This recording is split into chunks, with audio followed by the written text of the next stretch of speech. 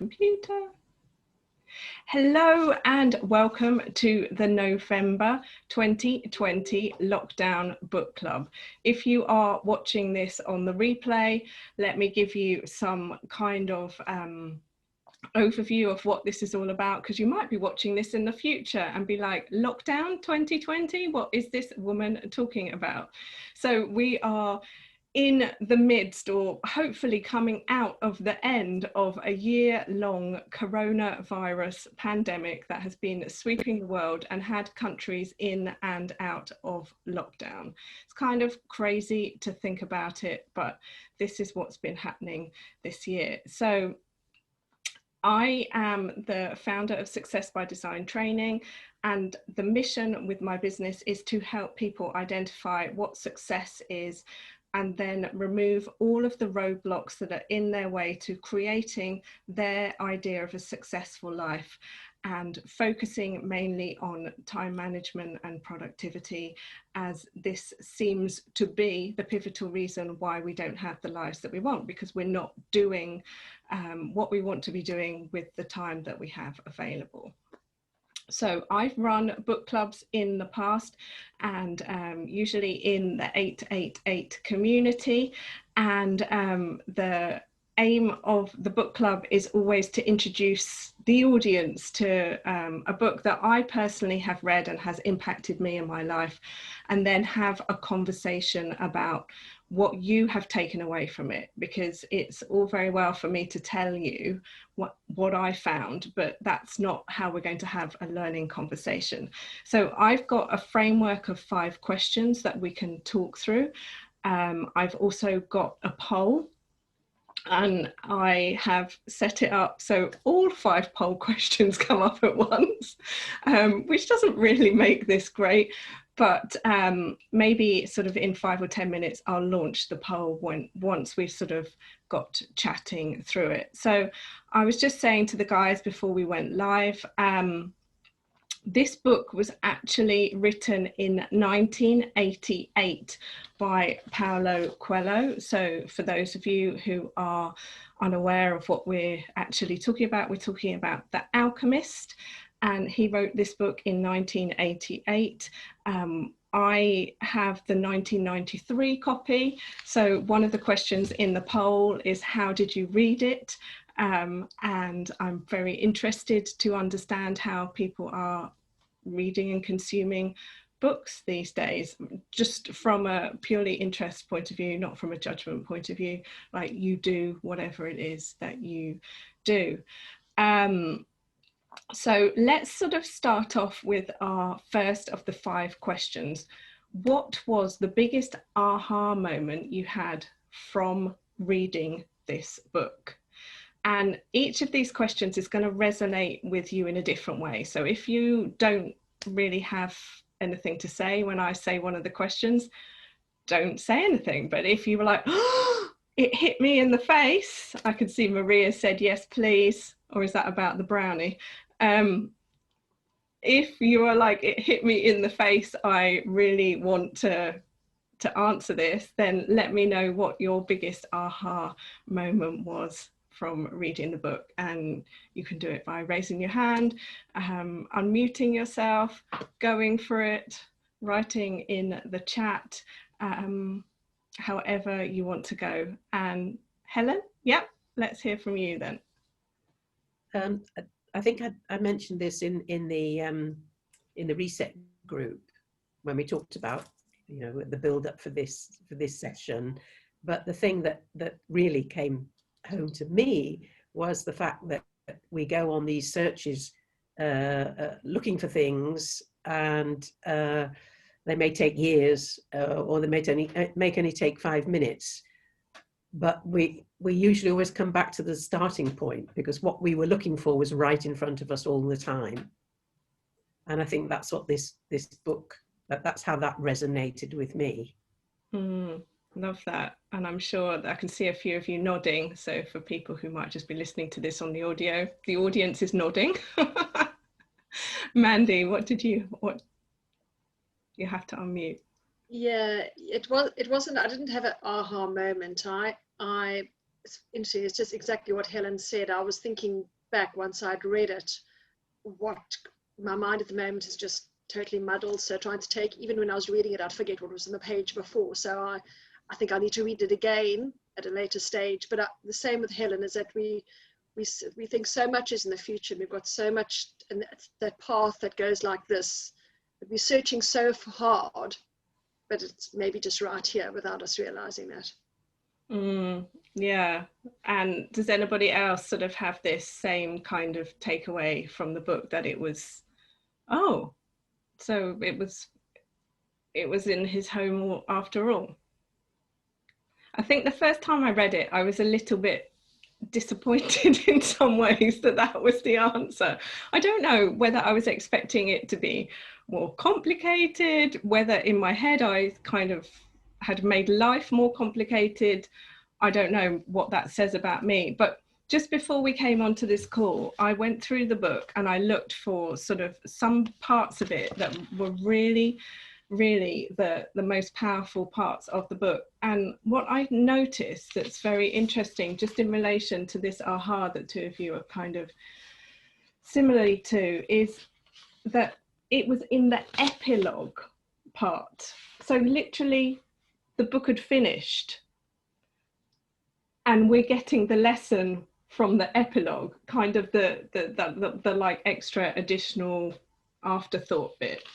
But what was really interesting when you read the epilogue is that he's talking about how he found the answer. Sorry, if you've not finished the book, this is like really going to ruin it for you. How he found the answers, as in he found the treasure where he'd started. But the final sentence of the book, "I'm coming, Fatima," he said. So he found the financial success where he was, but he'd found love on the journey. And I suddenly, in the last 10 minutes, had oh. So my aha wasn't that it was where he had been resting his head so many months before. It was that the things that he'd found on the journey and everything now came together. And it's funny because when I'd first read it, that had been my aha, was, oh, wow, it's in the chapel where he'd been. But yeah, so does anybody have anything else that they want to add now on the basis of that?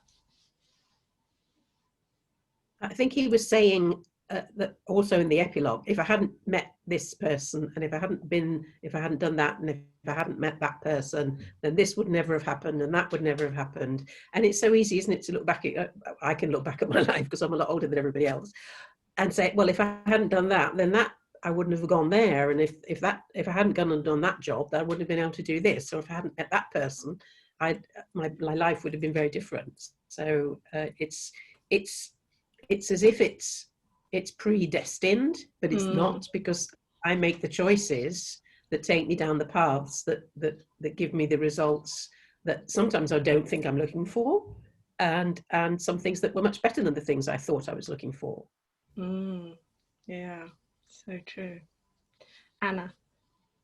Yeah, so I sort of leading on from what sort of Helen said, for me, my aha moment was when he was talking about where he was doing the crystal work, but then he was like always about remembering like what he'd learned from being a shepherd and taking that with him. And I think there's a tendency, you move on, like you say, you move on to the next thing, and sometimes you kind of forget what you've done before, and how it's actually really important to like bring what you've learned before and apply it to a new situation, and learn from that, and try not to forget where you've come from, but not let that impact too much on being open to other opportunities and other experiences as well. I thought that was really important. I think that's such a great point as well, especially in 2020, because so many people feel like they're back to the beginning, they're starting again, but we're not.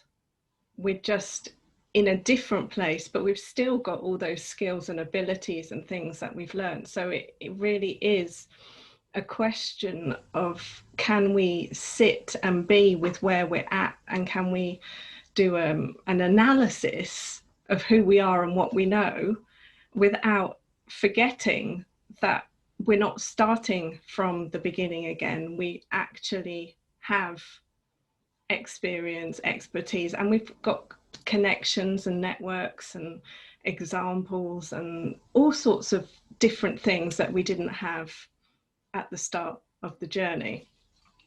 So yeah, such a great one. And obviously out of all these questions we can come back to them again, but so let me just ask you specifically then, what lessons do you think you learned from the book that you could apply to your career, your business, your life? Was there anything that really stood out for you and you thought, yeah, definitely I can see that that's something that I'm doing or I'm not doing or I'm overlooking? And maybe that links to what I was just saying about how we perhaps take for granted what we know. I mean, I'm terrible. It was the 88th episode of the show, the Productive Wellbeing Show today. And my mind is like, yeah, so what, 88? And that's a lot. And it was Andy who said to me the number of hours that was. That's a lot. And it's so easy to overlook what we're actually doing but I still haven't got this. And that's not necessarily how it happens. And everything always comes at the 11th hour. It's really, really annoying. But if there's a bill that needs to be paid, it's always the last minute, because it's testing your faith. And look how in the book, when he was told to conjure up the wind, and he was like, I don't know how to conjure up wind, and I'm going to be killed. And this guy knows how to do it, but he's not going to tell me. And then as he's going through the process, well, can you help me? Can you help me? Can you help me? It happens. I mean, it's not like on his CV he knew how to conjure up wind, but as he went on the journey, he suddenly was like, oh, I can conjure up wind. Isn't that cool?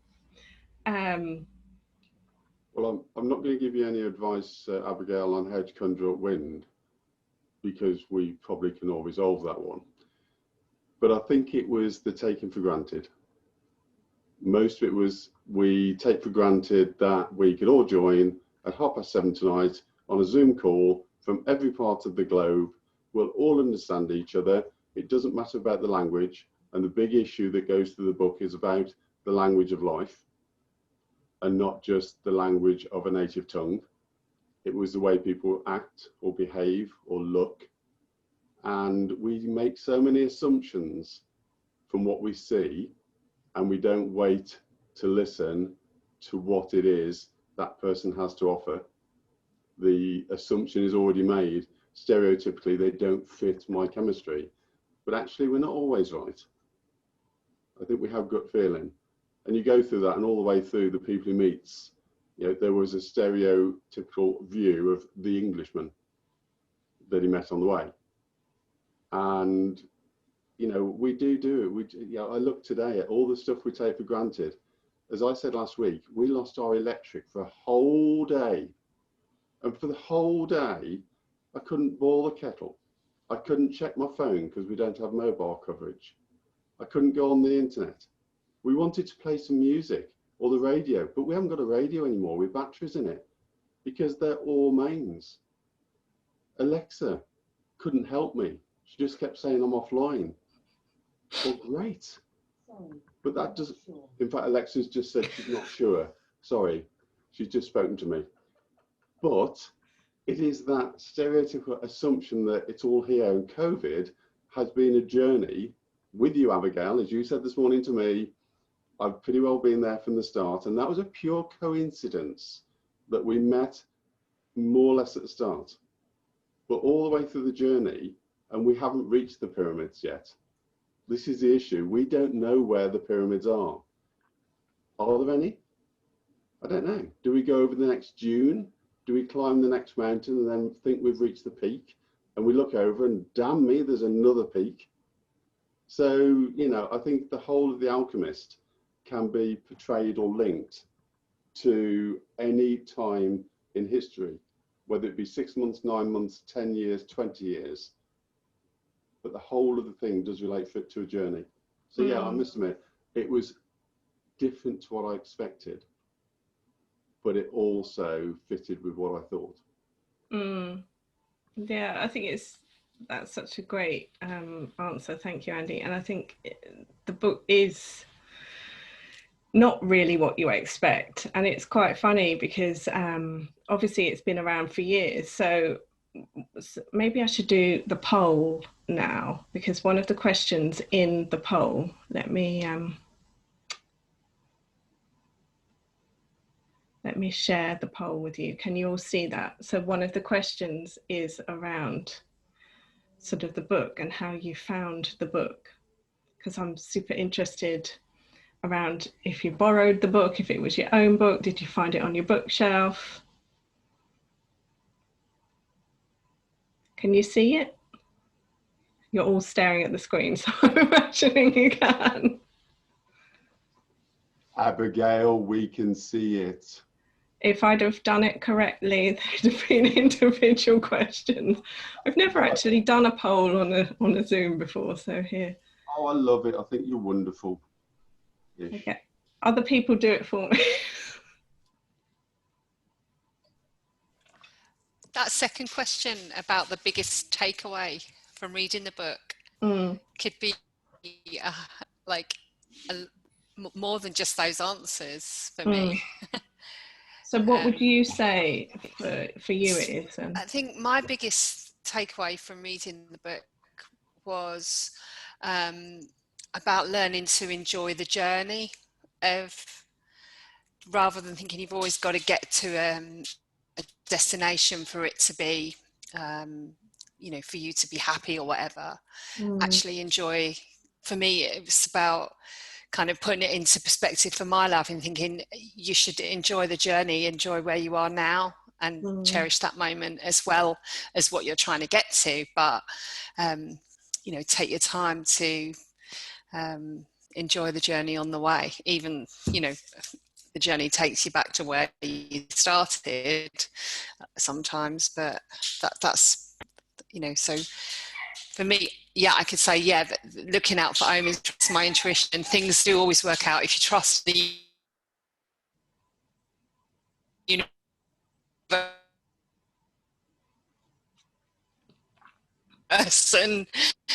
and back to enjoy the journey. Yeah. So good. No, Anne-Marie was telling me that her internet is not so great. We're having 2020 tech problems. Never. One of the, what you just said, that this was published in 1988, right, when I first read it. That today was your 88th session. Did you say that? And it's the 24th of November today, the 24th of the 11th, and if you add those up, that comes to 8.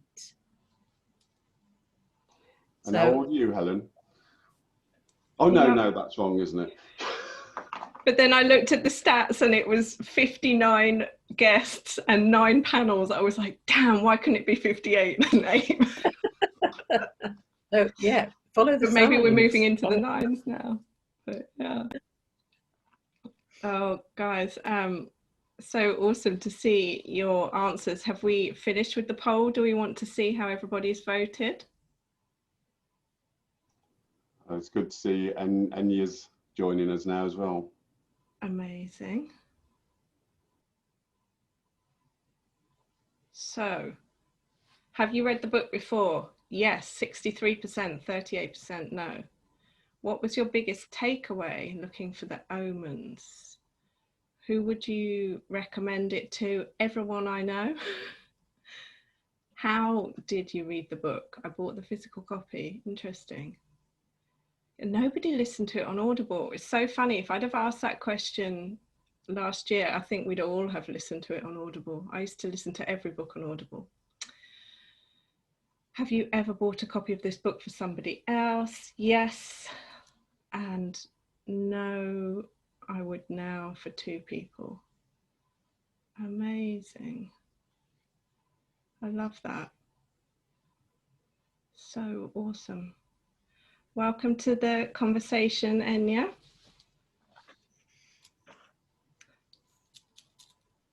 We're just going through some questions, and if at any point you feel you want to answer any of the questions, just give us a wave and we'll pop over to you.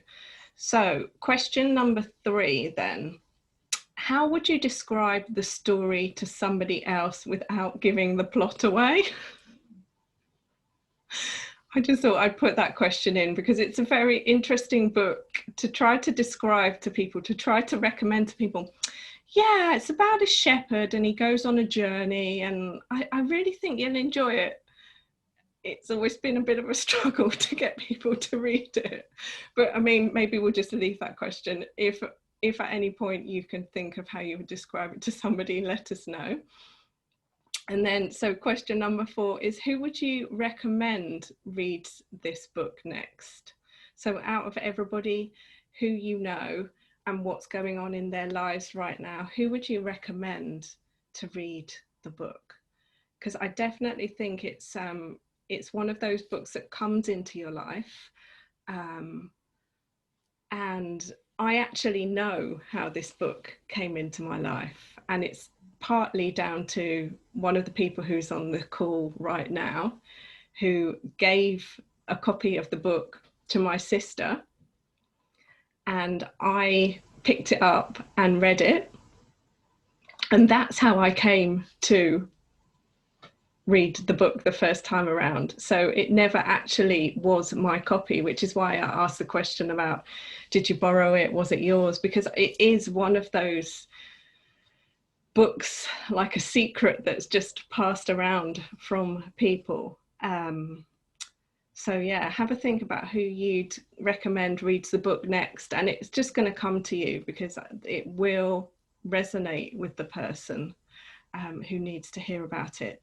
And so I guess the final question that I have for you around this book is, what thoughts and comments have you got when it came to reading it? And let me just share 2 people who weren't able to make the call tonight. So the first one said, I read The Alchemist when it first came out, but I think the older I get, the more I understand it. You kind of need a little bit of experience to truly get the book and the lessons in it. I think it's one of those books that you find, if you're not in the right mindset or you're not ready for the message behind the book, it's just going to be a fairy tale with a bit of a disappointing, useless ending. He goes all that way and the treasure is there at the start. What a waste of time. But if you're ready for The Alchemist, it can change your life. So that was somebody's sort of thoughts on the book. And as I said at the start, that was kind of my thoughts the first time I read it as well. And I probably wasn't really ready for it. And then somebody else said that they loved the book and they'll read it again as it's a quick one. They loved the fact that it was layered with messages and loved the devout feel to it. The message for them was stay in your own lane, read the signs, keep believing. And their favorite quote was, it's happened a few times for me. When you really want something to happen, the universe will conspire so that your wish comes true. And I think maybe that might be a good sort of thing to talk about now, is what did you take away specifically from that? How did it give you comfort? Has it helped you make a decision? Was it the message that you needed to hear at this point in your life right now? Because I know for myself that certainly when I read that, it reminded me that just keep going, just keep going bigger, keep taking a bigger chance, keep taking a bigger risk, because the universe is going to provide for you, provide for it. And that I found really a great and comforting reminder.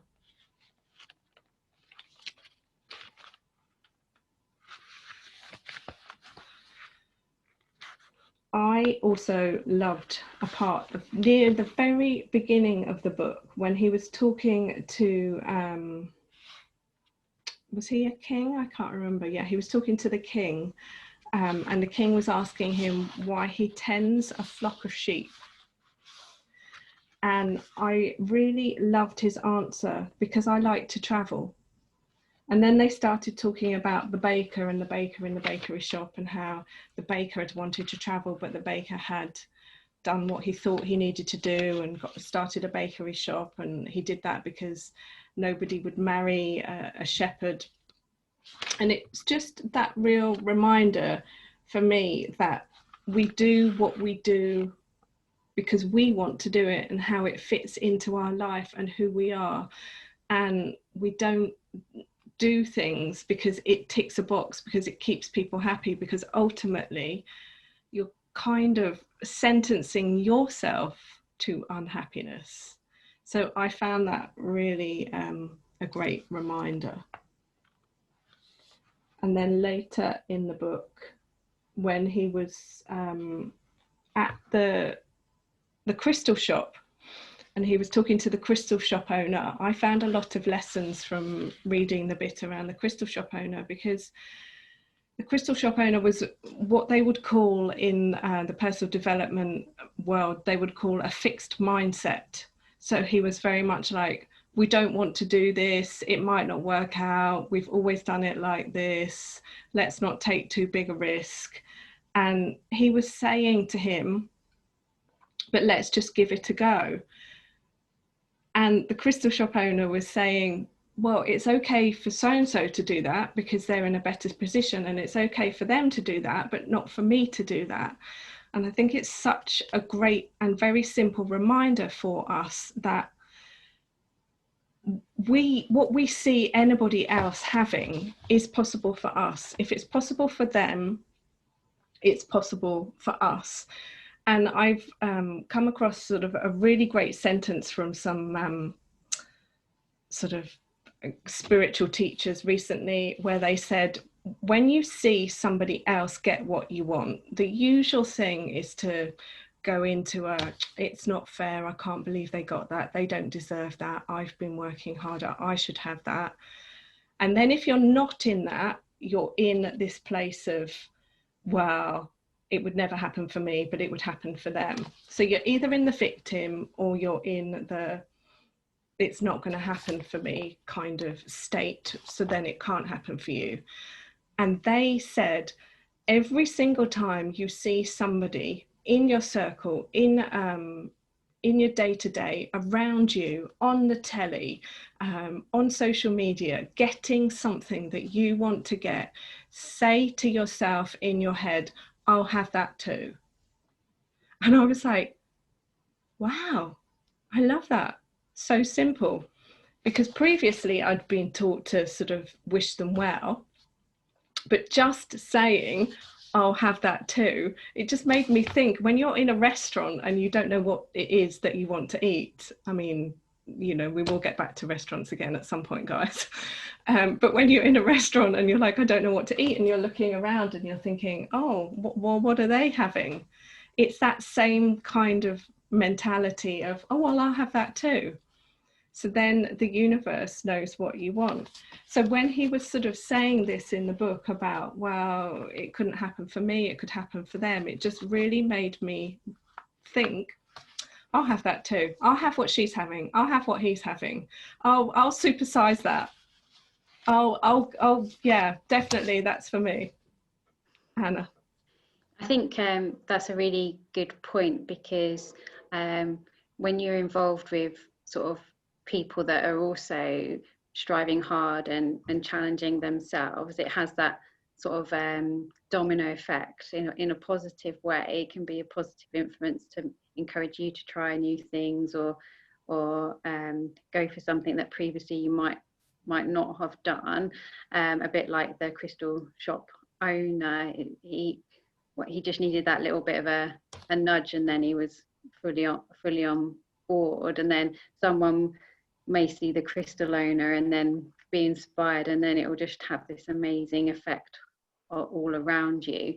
And the opposite can happen, can't it, when people are being a bit negative and like, oh, you can't do this, you can't do that. So it's how important it is to surround yourself with people that are sort of uplifting you and pushing your boundaries, isn't it? That's really important. Totally. Yeah, emotions are contagious. So negativity is contagious and positivity is contagious. And we've talked about this so many times in the group. Where your attention goes, your energy flows. And so it's so important that you become aware, and also that you become aware of if you're feeling a low vibration energy or emotion, which is totally acceptable right now.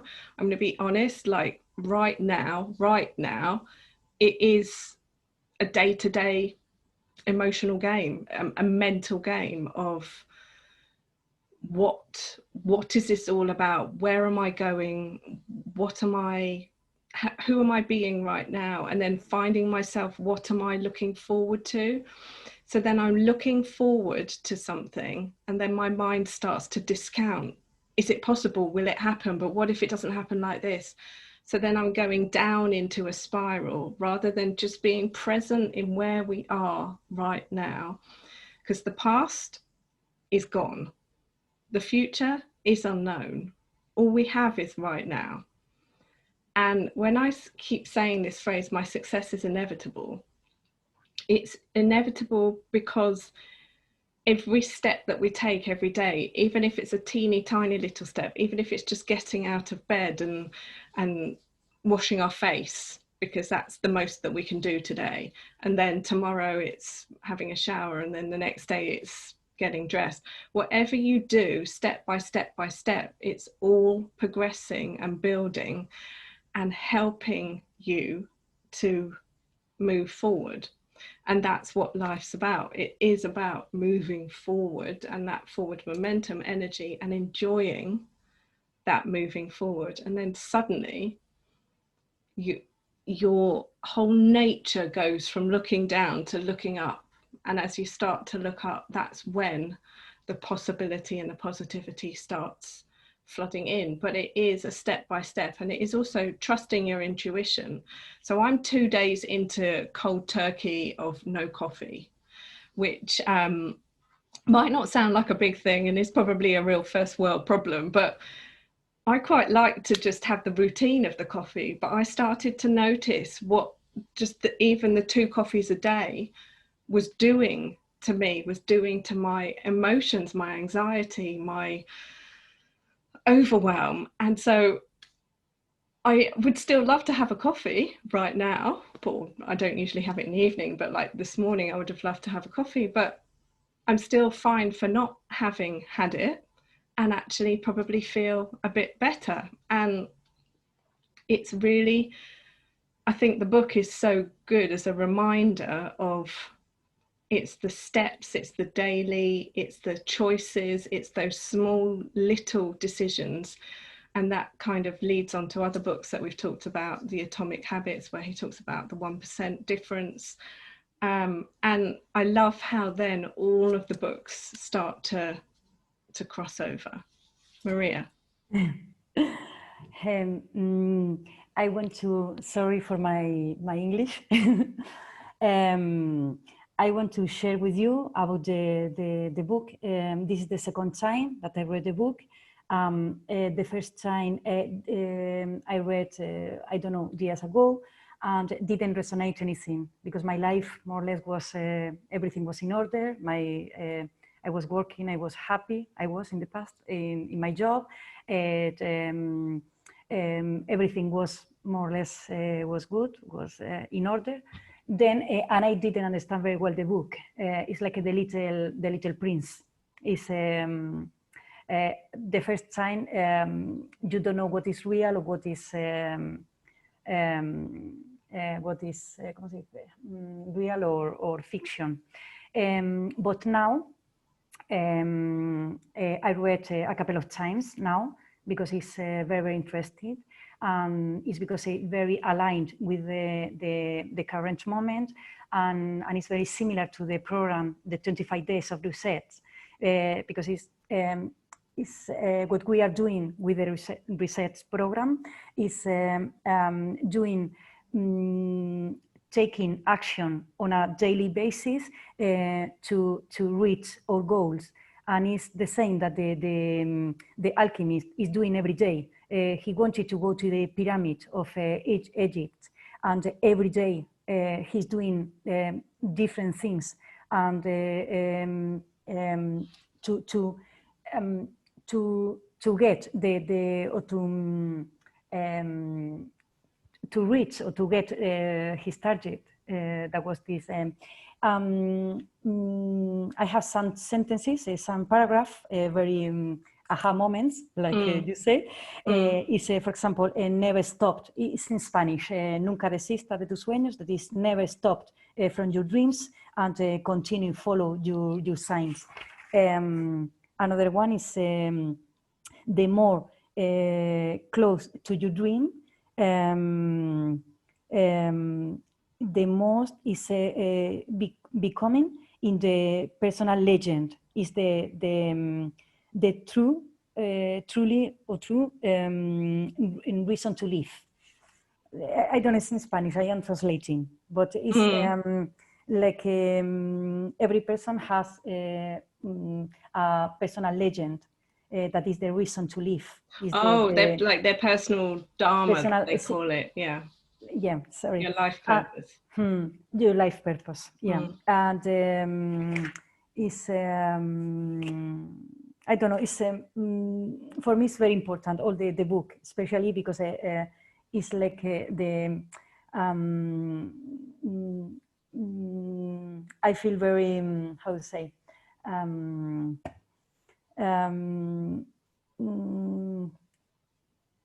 ¿Cómo se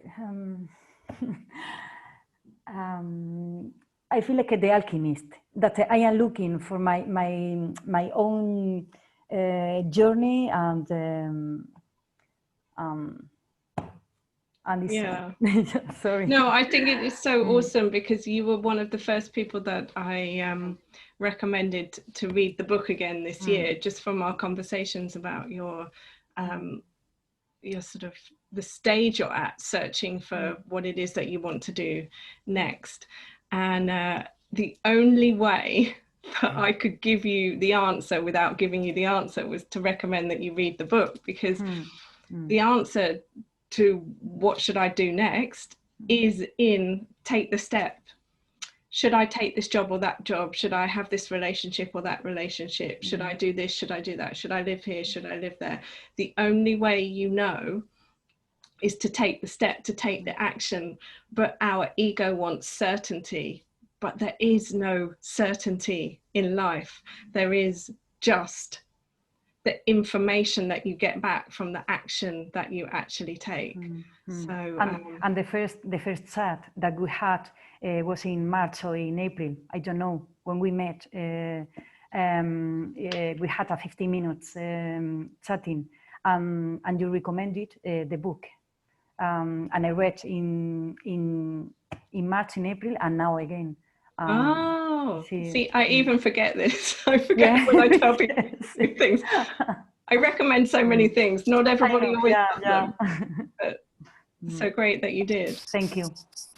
What is really fascinating is when you listen to Maria translating from her Spanish book into English, and then you think of The Alchemist and the amount of discussion there is about language. But actually, even though we didn't all understand every word that came across then, we all understood the principle of what Maria was saying and where she was actually going with those sentences. And that's the art really that was also being taught there, is look, watch, listen, and you will pick up phrases. And I've actually started doing it with people I correspond with, trying to actually do some of the translation into their native tongue. And I spoke to a Czech company at 4 o'clock this afternoon, and they were so good at speaking English.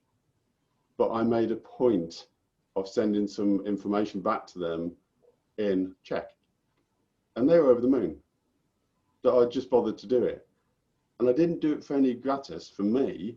It was because I think they deserved it from me, that I should put myself out and try to actually understand that we just assume that we can listen to English. And it's really the 25-day reset, the 888 community, whatever, has enabled us globally to speak to so many people in so many countries. You know, you've got Helen, you're in Holland. Yes, I appreciate you've got sort of the British background, but you will speak and converse with people over there. We've got Nina in Helsinki, and there's so many different people. I've learned so much, but The Alchemist sort of puts it all in perspective. And one of the things I was thinking just a few moments ago was you talked about sort of the direction of travel.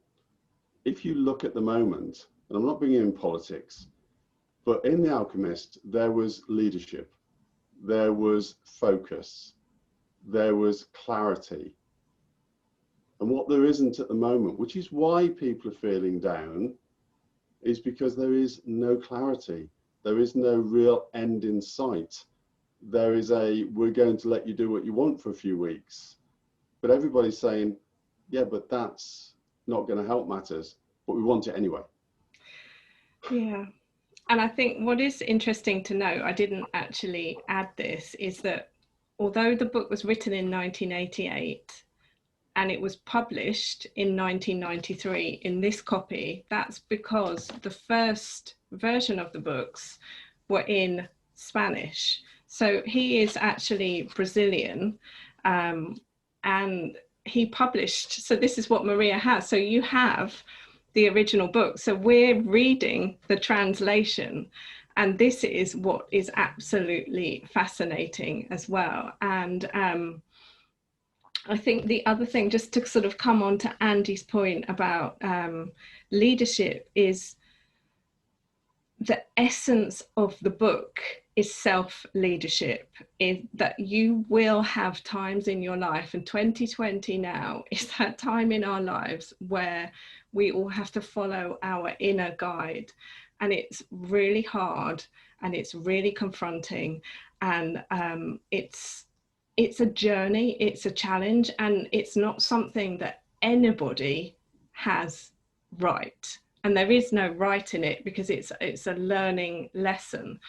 And just for the record, everybody is learning how to lead themselves, and everybody is learning on another level how to lead themselves this year.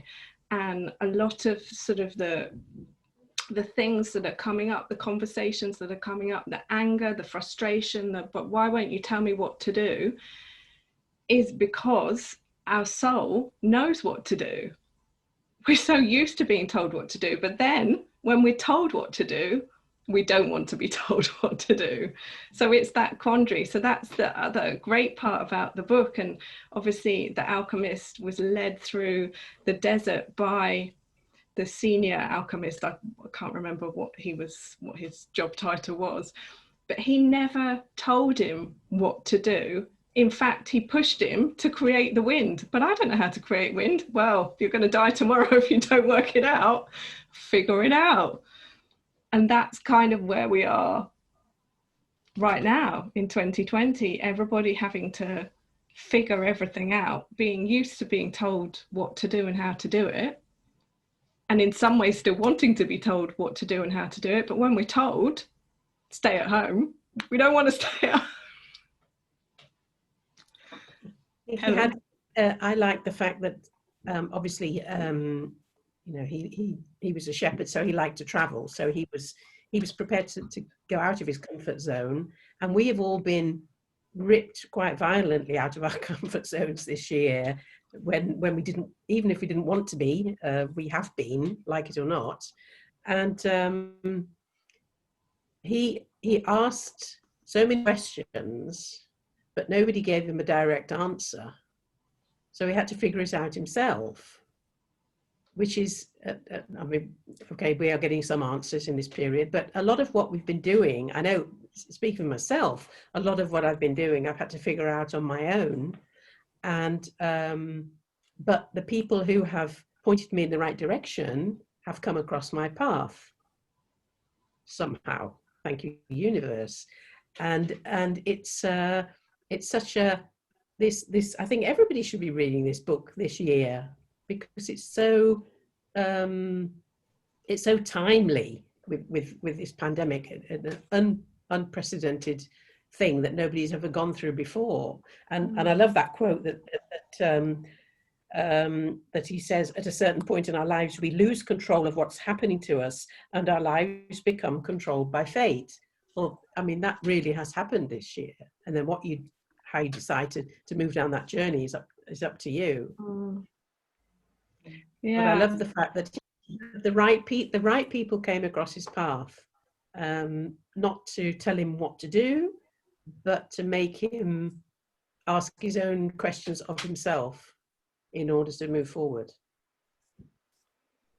And that's why, yeah, so many people want to be coaches and turn to coaching, because it is accessing your own inner answers, and we can all access our own inner answers ourselves,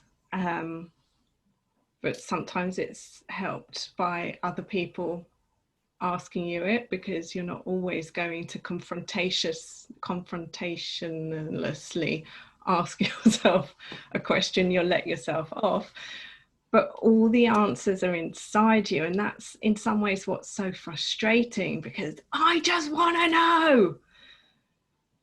But it's the journey. Sorry, Anne-Marie, did I scream down your ears? It's the journey, and if you knew it all, you'd be bored. What would be the point of getting up? So sometimes the no's lead to the yeses, the failure leads to the success. But when we start to not attach words and emotions to the actions that we take, and we just look at them as steps on the journey, the yellow brick road, rather than looking back and picking up every brick and going, well, you were a rubbish brick, and you were a waste of time, and you didn't get me there, and why did I tread on you, and why did I meet you? I mean, we're never going to move forward if we keep picking up all the bricks in the past. And yeah, that's what I kind of loved reading the book again, because once you're in that flow, then the message is so simple to pick up. Oh yeah, trust. Oh yeah, faith. Oh yeah, trust. Oh yeah, faith. And that's what we have to do all day long. And here's the big 101. The leaders don't even know what to do. Literally everyone is making this up. Everyone, every day, all day long, are making things up. And yes, you've qualified in stuff, and yes, you've got certificates in things, and yes, you are an expert, blah, blah, blah. But there will still be elements throughout the day where you're making things up. You're following your intuition, you're trusting your gut, you're kind of going, oh, well, I think you should press D. Well, should I press D? Have you pressed D before? Is D the right one to press? Well, let's just press D and see what happens. And it's oh, okay then. But we all have that within us to kind of trust ourselves and say, like I said to you, well, coffee is not helping me to be unanxious, so I'm going to give it a rest. I'm not going to never drink coffee again. I'm just maybe not going to drink it this week. But that's an intuitive kind of calling. Anna. I think that intuition is really interesting, and sort of going back to what Maria said about your purpose, and how the closer you get to your purpose is where you find sort of your happiness and the treasure. It's really interesting, because a lot of people I've been speaking to over the last 6 months, they feel that they've lost their purpose because they've been furloughed, or they can't do their hobbies and the things that they enjoy. And so in a way, this situation has been that kind of chance for them to take some time out, and it might be questioning what their purpose actually really is now. And I think that's quite an interesting lesson for a lot of people to re-look at what they're doing. Yeah, it's such a big one. We're so used to knowing how to keep ourselves busy and how to keep ourselves distracted from finding the answers. And oh, I'll just watch this Netflix. Oh, I'll just phone that person. Oh, I'll just fix this thing. Oh, I'll just help them with that. Oh, I'll just be on this charity and that charity and the other charity. And that's not to say that that's not a good thing, but it's when we become aware that we are keeping ourselves so busy that we don't actually have that time to go within.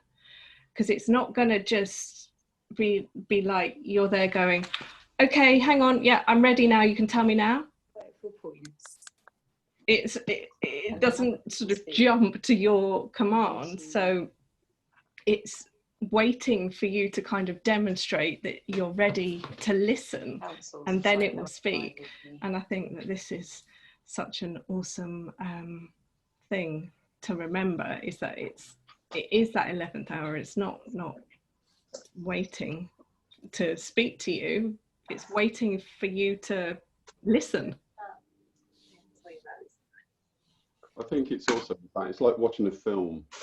How often do you have to watch a film before you see it all?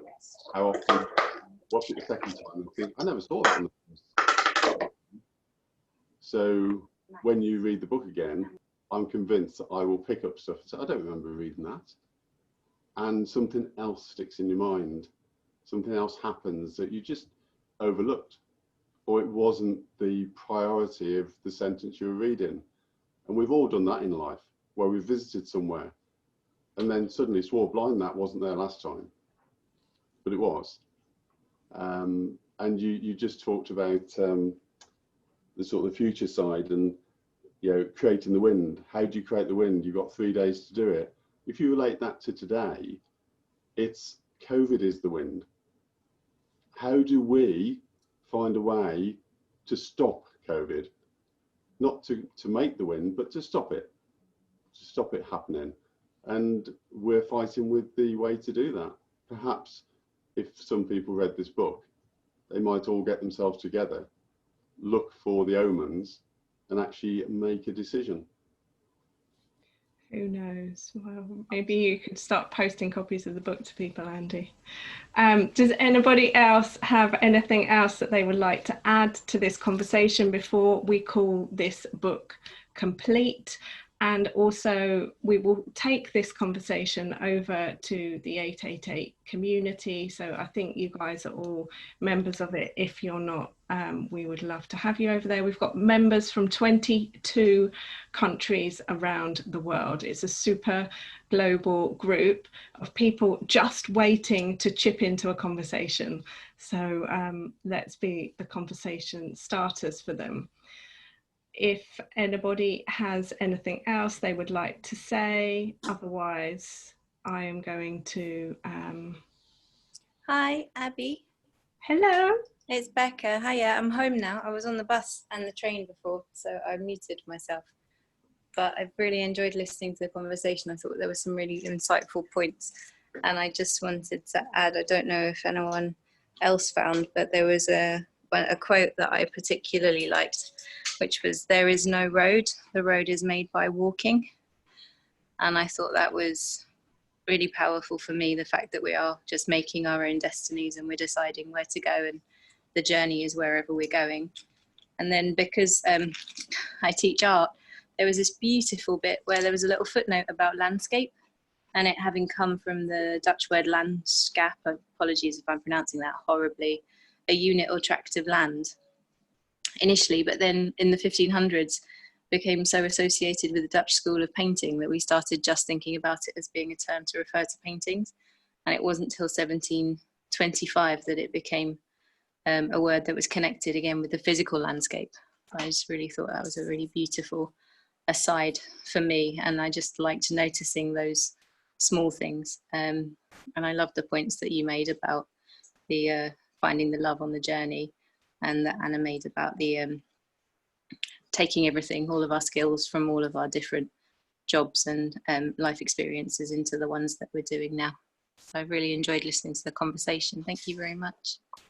Amazing. Well, thank you for adding such a fantastic end to our book club conversation. As I said, this was a one-off book club for the lockdown, but if in the group we get some chat going, then super happy to have a conversation about maybe reading Atomic Habits as a 2021 book, because Karima is reading this as well, and it's a really amazing book that I think will add massive value to everybody. So thank you for all of you being here and contributing to this conversation. And I look forward to seeing you in the community. Stay well, stay safe, stay upbeat. Remember the amazing parts of this book that we've learned. And I will see you very soon. Take care.